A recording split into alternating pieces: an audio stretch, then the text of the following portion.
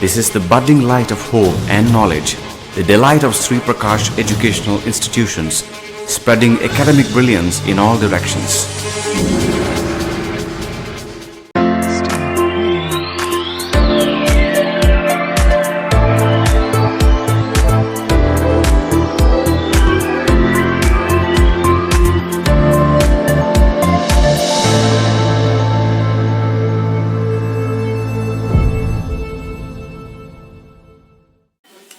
Namaste students, I am Varahalu, one of your language teachers. I am very glad to meet you all. How are you? Are you ready to attend today's online classes? In today's video, we are going to learn about a lesson called I Want Something in a Cage. It's a lesson from our supplementary reader, An Alien Hand. I hope every one of you would like this video and learn thoroughly about the lesson I Want Something in a Cage. Wish you a happy learning. Aim of this video is to learn about I Want Something in a Cage. The agenda of this video is to learn about I Want Something in a Cage and enhancing LSRW skill and understanding the text and attempting the comprehensive check. Watch video and learn about I Want Something in a Cage. Read the text, understand the text, and attempt the comprehensive check and answer the questions given in page number 42 of An Alien Hand. Word in focus. Today's word is magnify. Magnify is a verb meaning to make something appear larger, especially by using a lens or microscope. Conjugation: magnify, magnified, magnified, magnifying, magnifies. Derivatives are magnification, magnifier, both are nouns. Usages are David tends to magnify the faults of people he dislikes. Magnify is a verb. Microscope is used to view at high magnification. Magnification is a noun.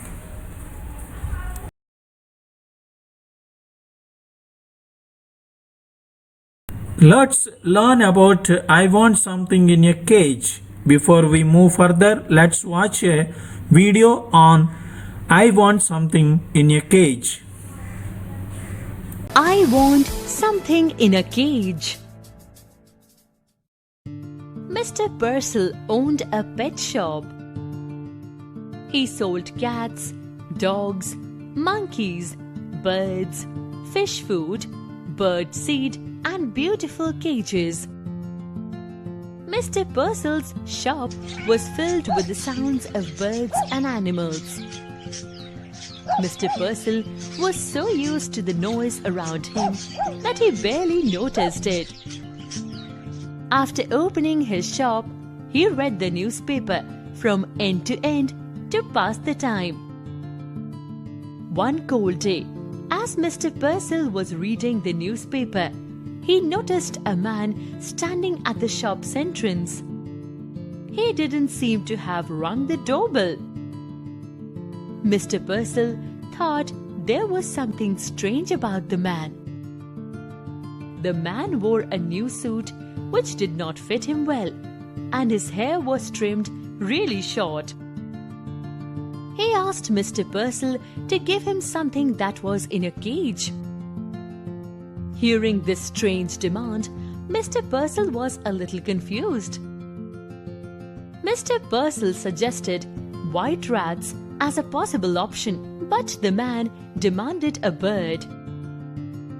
He saw a pair of doves in a hanging cage and offered to pay $5 for them because that was all the money he had.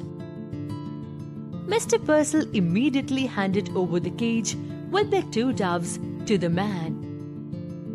The man noticed the impatient movement of the other animals and birds in their cages.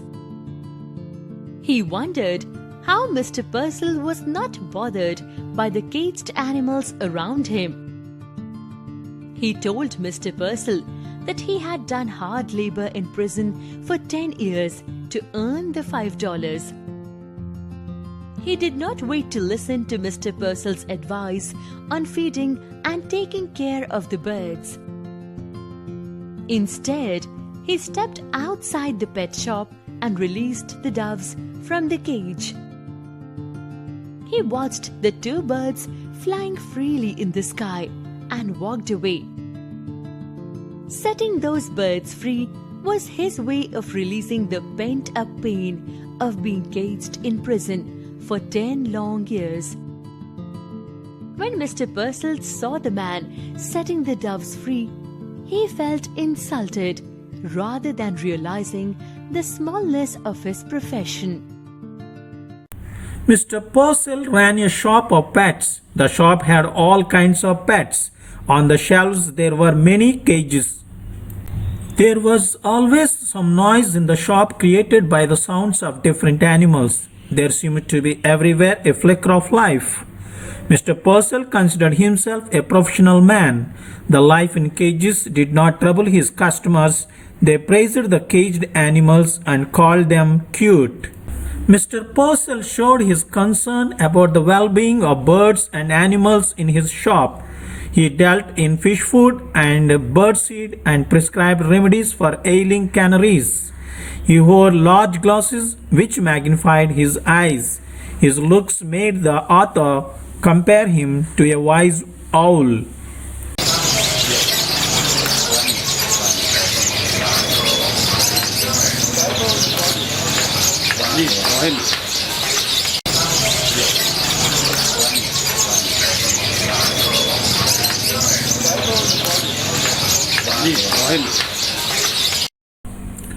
The noise in the shop did not trouble Mr. Purcell.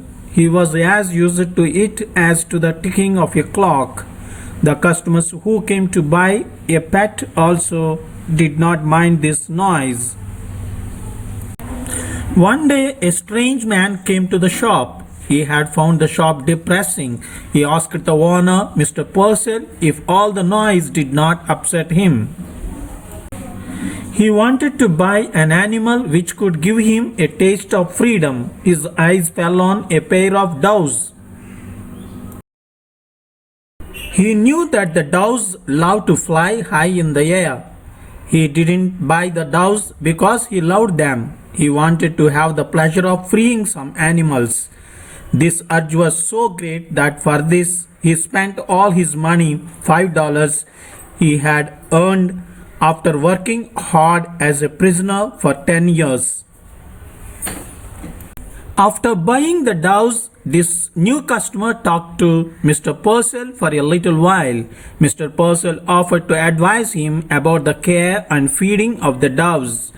The man, however, was not interested in that. He said "Bah" with disdain and went out of the shop. It was so because he was not interested in keeping the doves. As soon as he came out, he opened the cage. He let the doves fly high in the sky. Mr. Purcell saw it and felt vaguely insulted. This strange act made Mr. Purcell uneasy. His shop began to appear to him a haunted house. Let's sum up. There was a person named Mr. Purcell. He used to run a pet shop. In that pet shop, he used to sell cats, dogs, birds, etc., their food and medicines. One day a person came to his shop. This guest was wearing a new but cheap coat and looked money deprived. He glanced at the shop items and chose a cage. He asked Mr. Purcell, "I want something in the cage." Purcell advised the person to keep some white rats. The guest settled on a pair of the dove. The guest asked about the price. Mr. Purcell quoted $50 for each. The guest replied he had only $5. Purcell calculated that even after deducting 50 cents for expenses, he still can make a small profit, so accepted the offer. Now the guest asked Mr. Purcell to guess the time in which the guest had earned the money. Purcell was skeptical and did not tell anything. The guest replied 10 years and went out of the shop. Now Purcell saw that the guest is releasing the doves by his hands. Purcell felt like being insulted. Moral of the story. Here the story suggests that the guest was in prison for 10 years and knew the importance of freedom. This story tells us that we should not imprison a living animal or harm them in any way. As we all know that wildlife has also have the equal rights as we have to live on this earth. So it's our duty to protect the animals. So let's take a wildlife pledge. I pledge to support the use of science and innovation to better understand how wildlife is adapting to climate change, deforestation, and other threats.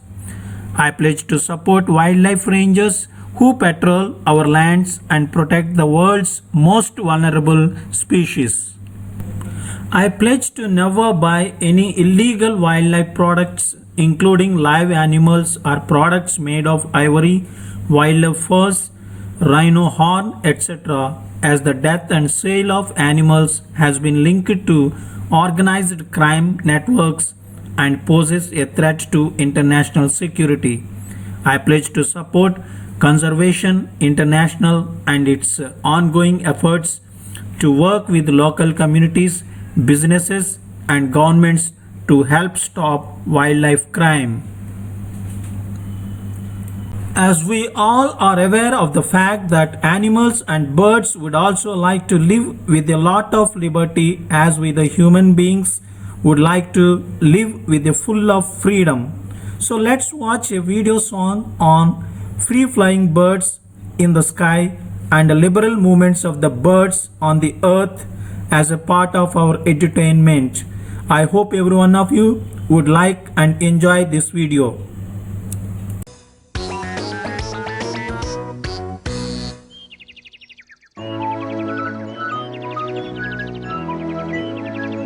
Tweedledee-doo, tweedledee-dum, see how they fly, see how they run. Look at the sky, look over there, beautiful birds everywhere. It could be feathers, it could be grass, could be sticks, it could be stones.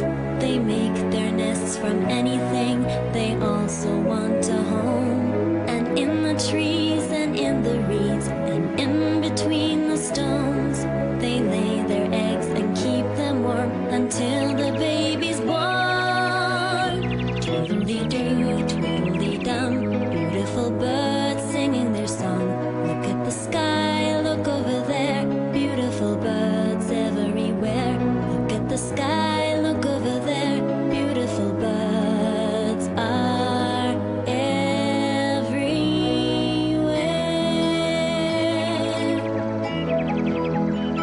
Tweedledee-doo, tweedledee-dum, look at the birds out in the sun, having a drink, having a sleep, beautiful birds, tweet, tweet, tweet, tweet, flying in groups, flying alone, finding some food, coming back home. Look at the sky, look over there, beautiful birds everywhere. Look at the sky, look over there, beautiful birds are everywhere.